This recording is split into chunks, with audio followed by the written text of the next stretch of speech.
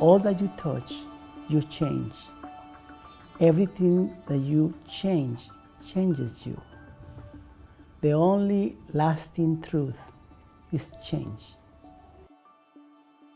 Through this experience, I could see not just my worldview being changed, but my own being as a social worker, as a believer, as a pastor, as a mentor of students, because I was able to see the humanity behind the systems. My wife and I have been foster and adoptive parents for over 20 years, and so this is deeply personal. I've had a front row seat of both the beauty and the complexity of the foster care system, so I come to the conversation with multiple hats, as a parent, as a professional, as someone seeking to make a difference in that space. Jesus followers who care about big problems really need to engage systems, because in large part, systems dictate our behavior, and our thinking and our behavior in turn make and reinforce systems. The group spent a lot of time mapping systems together, listening and learning from each other and our unique perspectives, and really trying to understand some of the underlying dynamics to the system of foster care that are often invisible to each other, particularly when they originate in parts of the system that don't represent where we're kind of coming from. So many of the world's systems are wired to move us towards more suffering, more isolation, more entrenchment, more concentration of resources. But Christians are meant to resist these patterns. Then I will be more empathic, more connected with the persons and the people interacting. I will be more aware of my own limitation, my own bias.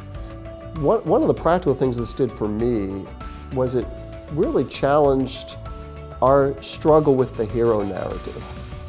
You know, to me, the sweet spot of having a systemic orientation, a posture that is alive to systems, is being able to embrace that you're a part of the solution and a part of the problem. And we need something bigger than ourselves. We need us working together with humility and collaboration, and we need God's grace ultimately as the ultimate redeemer to step in and make a transforming difference. So that's been real transformative for me too.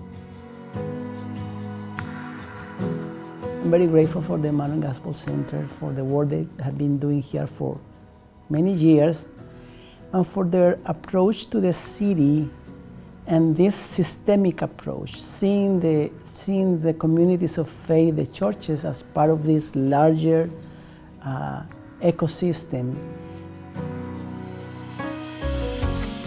Lisa does a great job of getting us to ask the right questions, and not always, she didn't give us the answers. She came with a humble posture, realizing I don't know the foster care system, but I know how to lead you all who know the system to come to some conclusions.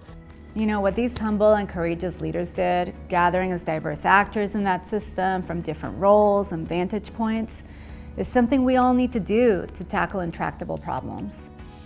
So if you care about families, education, health disparities, neighborhoods, churches, immigration, climate, justice, anything big, you need ways to get proximate to the lives and pressures of others, to keep everyone human, and to work together to name the patterns and structures and ways of thinking that are churning under the surface. Only then can we engage the underbelly of our well-meaning actions and find opportunities for breakthrough.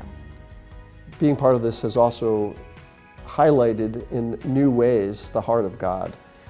As we think about a God who would enter into the brokenness of a very complex, messy world to bring redemptive hope to that world. And he came in the form of Jesus, who wasn't in a rush, wasn't in a hurry, but was willing to take time with people and really deal with the underlying root issues.